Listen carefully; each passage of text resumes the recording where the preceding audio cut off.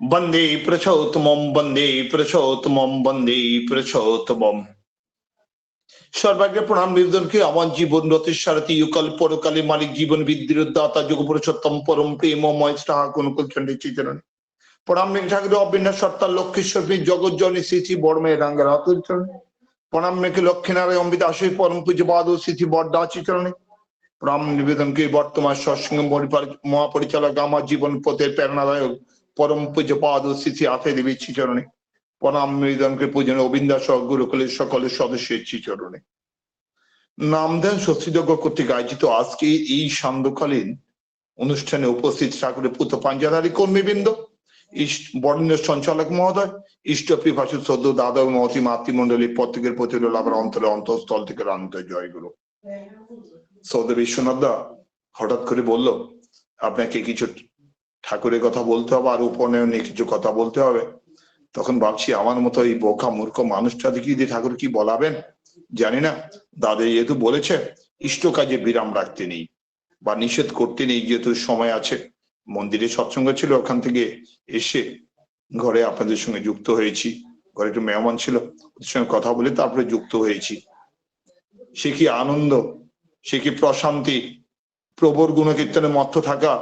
আপনার প্রতিনিয়ত সকাল বিকাল 2 বেলা 30 মিনিট করে 1 ঘন্টা নাম ধ্যান করছেন। পূজ্যপাত্র যে বড়দা বলতো ডেলি যেন 1 ঘন্টা 30 মিনিট করে 2 বেলা নাম ধ্যান করা যায়, সেটা আপনার প্রতিনিয়ত পূরণ করছেন।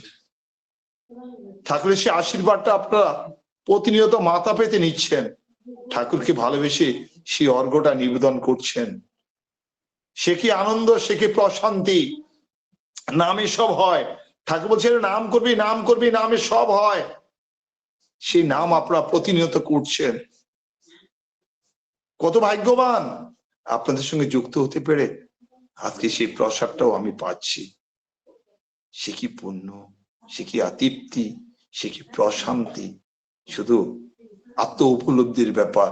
তিনি যে কে এই কথাটিতে বুঝি না, তিনি যে কে এই কথাটাইতে বুঝি না।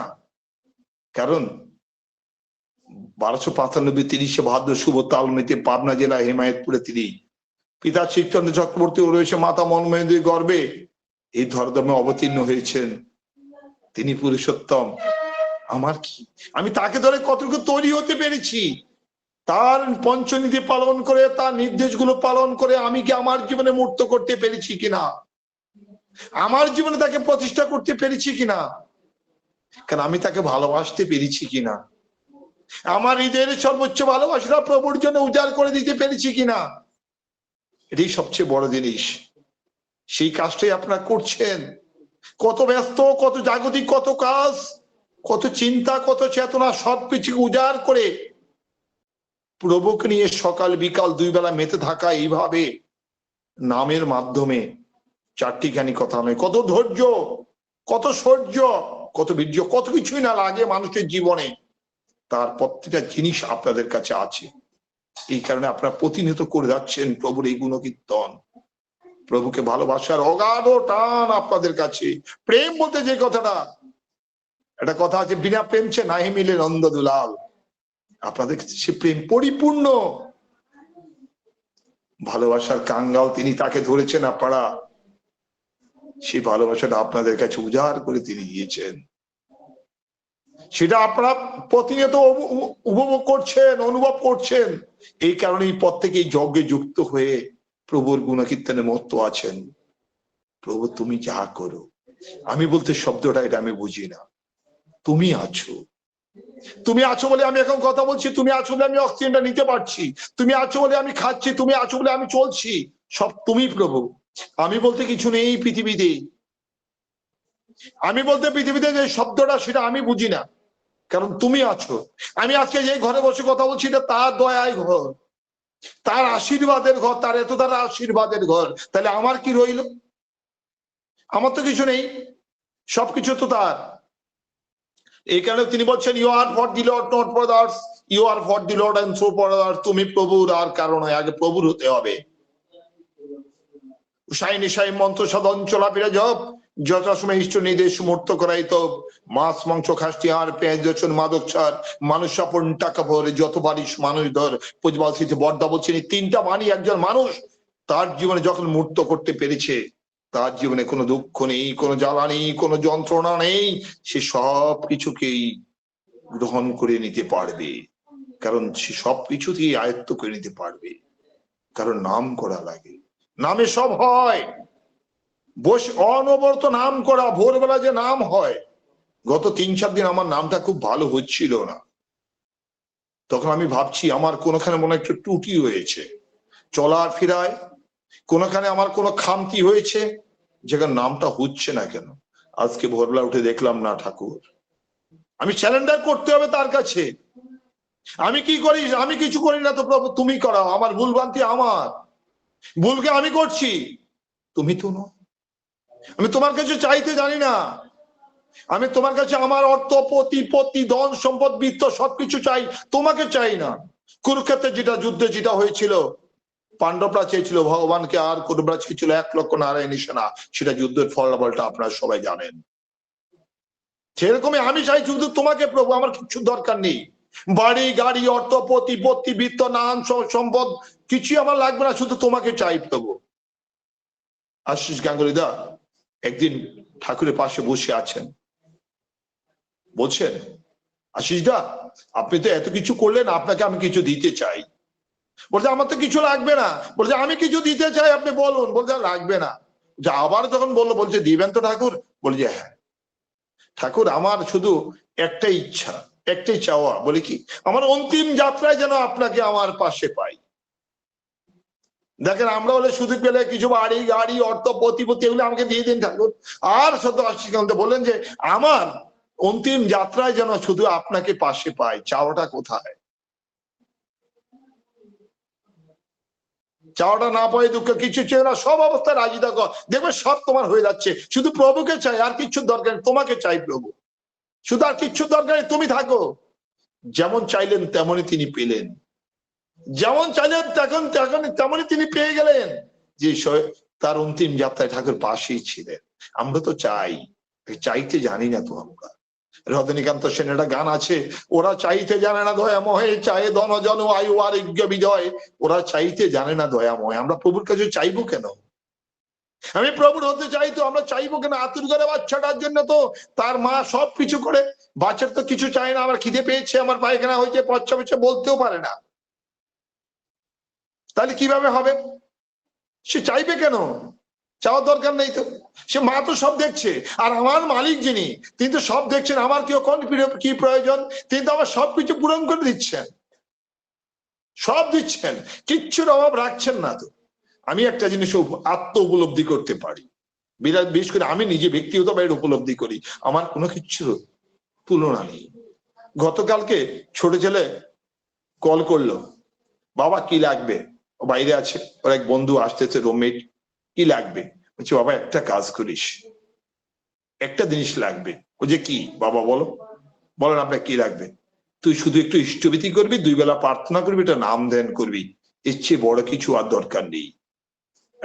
একটা ভিডিও খোলা আছে, দয়া করে ভিডিওটা একটু বন্ধ মিউট করে নেবেন, কারণ কেউ একটু ভিডিওটা অফ করবেন, অন করবেন না, কারণ ডিস্টার্বটা হয়। ক্ষমা চেয়ে নিচ্ছি। তখন বললাম তুই একটা কাজ করবি বাবা, একটু ইষ্টভীতি করবি, করিস, এটাকে কাটায় কাটায় পালন করে করবি, 2 বেলা প্রার্থনা করবি, এটা নাম করবি বাবা, চলতে ফিরতে নাম করবি, এর চেয়ে বড় প্রাপ্তি আর বাবার আর কিচ্ছুর দরকার নেই। বাবার কিচ্ছুর অভাব নেই, শুধু একটা জিনিসের অভাব, আমি প্রভুকে নিয়ে চলার পথ যেটা, তোরা যদি সেটা চলিস, তাহলে আমার কিচ্ছুর দরকার নেই রে বাবা। এই যে চাওয়াটা, আমাদের এই চাওয়াটাই দরকার। আমি একা নই তো। অনেকে বলে দাদা আমি একা আছি, আমি বলছি আমি একা নই, আমার মালিক আছে আমার সঙ্গে। আমি যেখানে স্কুলে চাকরি করি, আমি বলছি এই দেখেন, আমার স্টুডেন্টদেরকে একটা কথা বলি, আমার মালিক আছে, একজন জীবন্ত আদর্শ আছে, আমার জীবনে লিভিং আইডিয়াল আছে। বি কনসেন্ট্রিক, আমি কেন্দ্রায়িত, তাকে নিয়ে তাকে কেন্দ্র করে আমি চলতে চেষ্টা করি। শয়নের স্বপ্নে নিদ্রা জাগরণ, আমি টয়লেট যাচ্ছি প্রভু, আমি টয়লেটে যাচ্ছি। আমি খেতে যাচ্ছি প্রভু, আমি খেতে যাচ্ছি। আমি ঘুমাচ্ছি প্রভু, আমি ঘুমাচ্ছি। আমি স্কুলে যাচ্ছি, আমি যাচ্ছি। আমি ছাদে যাচ্ছি প্রভু, আমি ছাদে যাচ্ছি। প্রত্যেকটা জায়গাতে প্রভুকে বলে যাওয়া। গতকালকে একটা ব্যত্যয় ঘটেছে, আমি বাজারে যাচ্ছি, স্কুল থেকে আসার পরে হঠাৎ করে বাজারে যাচ্ছি, আমি তো ঠাকুরকে বলিনি, গেটের পাশে হঠাৎ করে একটা হোঁচট খেলাম। তখনই ভাবছি আমি তো ঠাকুরকে বলিনি, ঠাকুর আমি যাচ্ছি তো, বাজারে যাচ্ছি। আবার বললাম ঠাকুর আমি তো বাজারে যাচ্ছি, বাস। এই যে আমার বাধাটা, অভ্যাসটা নষ্ট হয়ে যাবে কেন? এই যে প্রভুর হওয়াটা, কারণ আমরা শয়নের স্বপ্নে তুমি আছো প্রভু, আর তোমাকে সঙ্গে করেই তো আমি চলছি। এই চিন্তাটা যেহেতু আপনার নাম করছেন, এই নামের মাধ্যমে তো তাই হয়, কারণ তিনি তো থাকেন। অভ্যাস, সারাদিন যারা নামের মাধ্যমে থাকে, দুই বেলা নাম ধ্যান করে এবং নামের মাধ্যমে থাকে, তাদের শরীরে যদি কেউ স্পর্শ করে, আজকে পড়েছিলাম এবং আরো কয়েকদিন আগেও পড়েছিলাম, তাদের যদি কেউ তাদেরকে স্পর্শ করে ভিতরে অন্য একটা শিহরণ হয়ে ওঠে। এই যে ব্যাপারগুলো নামে সব হয়। মরা মানুষে বেঁচে যায়, কত গুগলি পোকা ঠাকুর নামের মাধ্যমে বাঁচিয়ে দিল, মৃত মানুষ বাঁচিয়ে দিল, গাছ শুকিয়ে মরে গেছে আবার নতুন করে ডালপালা গজিয়েছে। সে নাম আপনারা প্রতিনিয়ত করছেন। নামে সব হয়, নামের কোনো বিকল্প নেই। আর আমি বলতে কিছু আমি ভাবছি না, প্রভু তুমি আছো, আর তুমি আছো বলেই তো আমি চলছি। তাহলে you are for the lord, not for others. তুমি প্রভুর হও আগে, আর কারোর দরকার নেই। আর আমি যখন প্রভুর হতে পারবো, এবার সবার হওয়া যাবে। কারণ কারো চাহিদা, কার কি চাহিদা সেটা বুঝতে হবে, কার কি ভালোবাসাটা, কাকে কোন ভাষায় বললে বলা যাবে। একদিন আমার বাড়িতে আসলে একজন যাজক পাঞ্জাধারী কর্মী, আমার সিংহাসন, বাড়ি কিছু ফার্নিচার সে চট্টগ্রাম পাহাড়ি কাঠের তৈরি করলো উনি। ওনার পাশে একটা ছেলে কাজ করে দোকানে, ভালো মিস্ত্রি, কাঠ মিস্ত্রি, ওই ইষ্টভীতি করতো। হঠাৎ করে একজনে কিছু বলেছে, ও আর করে না। হঠাৎ করে বলে ফেললো, দাদা এই ছেলেটা ইষ্টভীতি করে না, যদি আপনি কিছু বলেন আপনাকে খুব ভালো জানে। আমার বাড়ি থেকে প্রায় 200-250 কিলোমিটার দূরে তার বাড়ি। ও আপনাকে খুব ভালো জানে, এসেছে বলছে যে দাদা খুব ভালোই, আপনাকে খুব ভালো জানে, যদি আপনি কিছু বলেন। আপনি একজন কর্মী মানুষ, কিছু বলছে হচ্ছে না, আমি কি বলবো, বোকাশোকা মানুষ। বলছে বলুন না দাদা। ঠিক আছে। কিছুক্ষণ নাম করতে করতেই ওকে বললাম, ও আসলো আমাদের ঘরে টিফিন করবে। তখন বলছি, ওর নাম রুবেল, কেমন আছো? বলছে দাদা ভালো আছি, জয় গুরু দিয়ে। বললাম কে আছো? হাতে ওর ইষ্টভীতের গোটা কত, আমার ইষ্টভী ওখান থেকে কিছু নিলাম, নেওয়ার পরে ওকে ঠাকুর ঘরের সামনে আনলাম, আনার পরে ওটা একটা প্রণাম করালাম। বললাম তুমি এখন কিছু খাবে তো? বলে যে হ্যাঁ। কিছু খেয়েছো? বলে আগে না। তাহলে তুমি যে খাবে তোমার মালিককে, ঠাকুর, তো ঠাকুরকে না দিয়ে তুমি কিছু খেতে পারো? বলে যে না। তাহলে এতদিন তো তুমি ঠাকুরকে না দিয়ে খাচ্ছ। বলে দাদা কিছু কথা আছে। আমি কি অনেক কথা হবে, তাই ঠাকুরের সঙ্গে রাগ করা যায়? বলে যে না। তো তুমি ভুল করেছো? বলে আগে। এখন থেকে ইষ্টবিদ্যা করা দরকার? বলে আমি এখন থেকেই করবো। ছেলেটা ইষ্টবিধি শুরু করলো। ও দাদা তখন বলছে, আমি ভাবছি যে আপনার কাছে আমি বলিনি, ঠাকুর বলিয়েছে। কথাটা তাই, ঠাকুরের কাজগুলো করা লাগে প্রতিনিয়ত। যদি আমরা এইভাবে হতে পারি তাহলে সবার হতে পারবো। অনেকে গালি দিবে, সম্বিধি গ্রন্থের 308 নম্বর বাণীতে ঠাকুর এই কথা বলছে, ক্ষুধায় অন্ন পাবে না, শয়নে বিছানা পাবে না, পাবে গঞ্জনা অপবাদ। আর দিতে হবে ভালোবাসা, প্রেম, ভালো ব্যবহার, সহানুভূতি, সাহায্য। যদি রাজি তখন নেমে পড়ো, সেটা আমাকে করতে হবে। এটা পরমপিতার কাজ। এই যদি হতে পারি তাহলে আমি প্রভুর হতে পারবো, নতুবা কিচ্ছুই নয়। আর আমার এত ধারার মাধ্যমে যদি তাকে প্রবাহিত করতে পারি তাহলে প্রবল হতে পারবো। তিনি বলছেন, তুমি চল হিমাচল পর্যন্ত দীক্ষা দিতে পারো, পৃথিবীকে ভেঙে টুকরো টুকরো করে দিতে পারো, সবাইকে ঐশ্বর্য করে দিতে পারো। আর তুমি এত ধারার মাধ্যমে যদি আমাকে প্রবাহিত না করলে, তবে তুমি আমাকে ফাঁকি দিলে। আমরা যেন সেই কাজটা করতে পারি প্রত্যেকের মাঝে। আমার পরিবার পরিজন থেকে শুরু করে যারা আছেন সবার মাঝে যেন তাকে বিতরণ করতে পারে, প্রিয়কে বিতরণ করতে পারি। কোনো লাভ নেই, শঙ্কা নেই, ভয় নেই। আমার তো মালিক আছে। আমি মালিক ছাড়া নই। যেমন যারা সন্তান ওরা বলতে পারে মা বাবা নেই, কিন্তু আমার তো মালিক আছে, মা বাবা আছে। মা বাবার উদ্দে আরেকজন মালিক আছে, জীবন্ত উদ্দে আদর্শ আছে তো। কারণ আমি পূর্ব জন্মে অনেক পুণ্যের ফলে এই জন্মে তার আশ্রয় পেয়েছি, তাকে পেয়েছি। অতএব আমরা ভাগ্যবান। আর যেই কথাটা একটু বলার কথা ছিল, আমি একটুখানি সেটা নিয়ে একটু স্পর্শ করে যাব। সেটা হলো উপনয়ন নিয়ে একটু কথা। সদ্য বিশ্বনাথ সাদা বলছিল একটু কথা বলতে, যেহেতু আমার উপনয়ন হয়েছে। হঠাৎ করে আমার খুব কাছের একজন মানুষ উপনয়ন নেবে, ব্রত শুরু করলো। আমার ওয়াইফ আমাকে বলল, যদি তুমি উপনয়নটা ভালো হবে। আমি এত 34 দিনে ব্রত করা হবে না, বলে এবার চেষ্টাই করো না। বললাম কি হবে? দশবিধ সংস্কার। যেমন আমরা মানুষ, আমাদের দশবিধ সংস্কার আছে। সংস্কারগুলো কি কি? গর্ভাধান, পুনঃস্মরণ, সীমান্তকরণ, জাতকর্ম, নামকরণ, অন্নপ্রাশন, চূড়াকরণ, উপনয়ন, সমাবর্ত এবং বিবাহ। এর মধ্যে 8 নম্বরটা হলো উপনয়ন। এটা করা দরকার। উপন মানে নিকটে, নয়ন মানে নিয়ে আসা, তার নিকটে নিয়ে আসা, মানে দ্বিজন্ম যেটা হয়।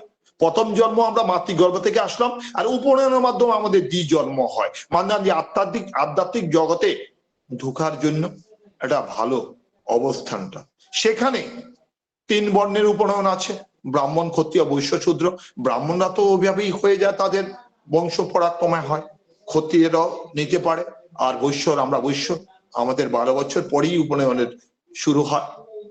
আর সেখানে উপনয়নের জন্য আমরা যারা সৎসঙ্গী, আমাদের উপনয়নের জন্য ঠাকুর বাড়িতে যেতে হয়। পুজবাদ শেষে আশ্রয়দেব বা ঠাকুর পরিবারের অনুমতি নিতে হয় প্রথম। অনুমতি দেওয়ার পরেই 36 দিনে ব্রত করতে হয়। একটানা 36 দিন অথবা 3টে প্রজাপত্য ব্রত 12 দিন করে। তা আমার তো আর একটানা সুযোগ হয়নি, আমার সুযোগ হয়েছে পরপর করতে গিয়ে 3টা। কারণ আমি যেহেতু চাকরি, আর সেখানে যখন পুজোবাদ শেষে আশ্রয়দেবকে নিবেদন করলাম, আশ্রয়দেব আশীর্বাদ করলেন এবং সদ্য দাদাকে বললেন, বাপুদাকে বললেন যে ওনাকে বুঝিয়ে দিন। উনি সকালবেলার সঙ্গে আমার কথা হয়েছিল, বিকালবেলা উনি আবার রাত্রিবেলা আমাকে আবার বুঝিয়ে দিলেন নিয়ম নীতিগুলো, এবং আর একটা সুবিধা করে দিলেন। কারণ আমরা দেওঘরে গিয়ে যদি উপনয়ন নিতে হয়, আবার ভিসা বা অনেক কিছু ভিসা করার বলছে। আপনারা পাবনা গিয়ে পাকুটিয়াতে সুব্রদা আছেন, বাংলাদেশের জয়েন্ট সেক্রেটারি, ওনার সঙ্গে আলাপ করে আপনারা করে নেবেন। তখন বাড়ি চলে আসলাম। প্রথম 12 দিনের প্রজাপত্য ব্রত, এরপর দ্বিতীয় 12 দিন প্রজাপত্য। প্রথম 12 দিন যাওয়ার পর একটু সাহস হলো। দ্বিতীয় 12 দিন যাওয়ার পরে মোটামুটি বললাম যে না, 3 ভাগে 2 ভাগ তো হয়ে গেল। তৃতীয় প্রজাপত্য হওয়ার পরে এবার ভাবছি যে সে আনন্দের মুহূর্তটা কখন আসবে, সে উপনয়নটা নেওয়া। যোগাযোগ করলাম, স্কুল বন্ধ পড়লো, বাস সুব্রতা বললো চলে আসেন। ওখানে যিনি অলোক ভট্টাচার্য, ওনার সঙ্গে যোগাযোগ হলো, গেলাম। আমরা 2 জন ছিলাম। 3 দিনের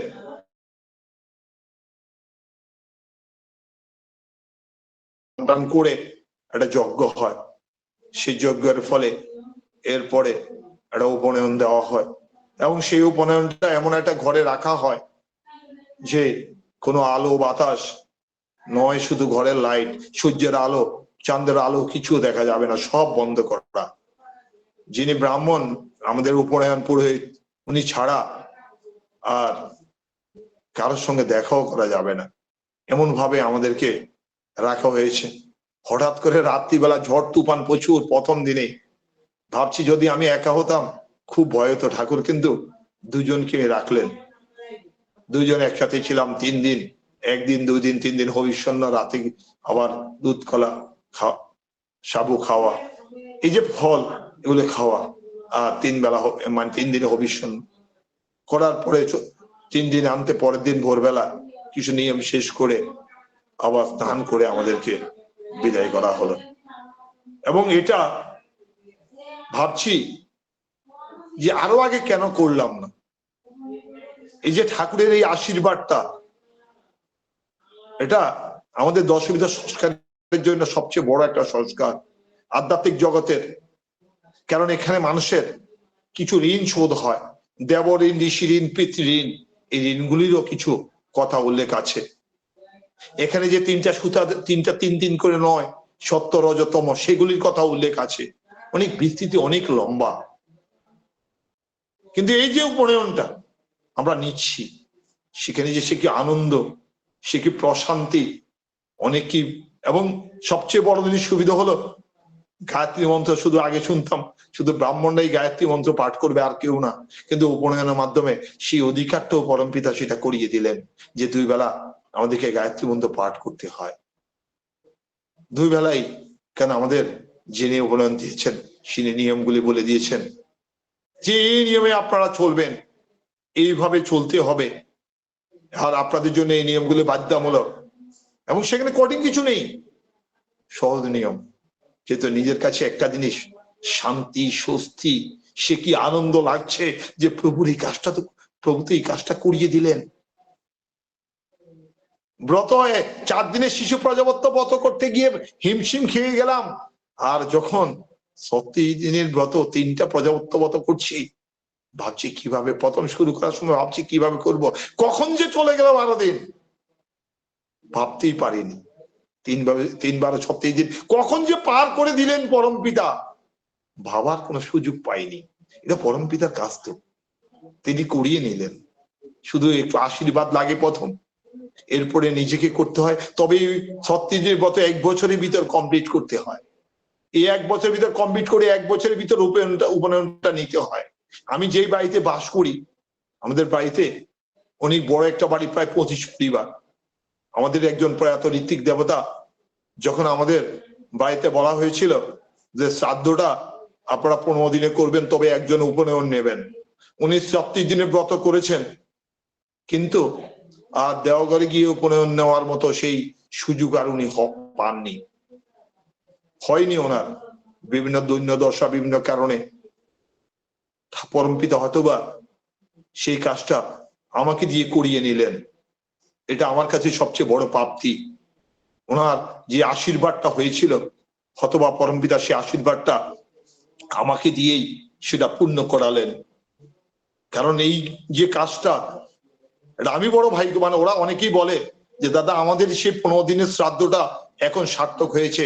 পূজবাসী যে বর্দা বলেছিল যে একটা উপনয়ন দরকার, আপনি সেটা করেছেন বলেই সেটা সম্ভব হয়েছে। এইভাবে যদি আমরা প্রতিনিয়ত তার নির্দেশগুলো পালন করি, কারণ যেটা তিনি বলছেন সেটা এর বাইরে নয়, এর বাইরে কিছু করা মানেই সেটাকে, তার নির্দেশকে অগ্রাহ্য করা। কারণ ঋষিকে বাদ দিয়ে ঋষিবাদের উপাসনা, ঠাকুর সপ্তম বলছেন ভারতের অবনতি তখন থেকে শুরু হয়েছে যখন থেকে ভারতবাসী অমূর্ত ভগবান ঋষিকে বাদ দিয়ে ঋষিবাদের উপাসনা আরম্ভ করেছে। ঠাকুর হচ্ছে জীবননাথকে হেলায় ফেলে জগন্নাথকে দেখতে গেলে, জীবননাথের জগন্নাথ অহংকার তা ভুলে গেলে আমরা প্রভুকে নিয়ে মত্ত থাকি না, তার গুণকীর্তনে মত্ত নই, বর্তমান চাকচিক্য নিয়ে মত্ত।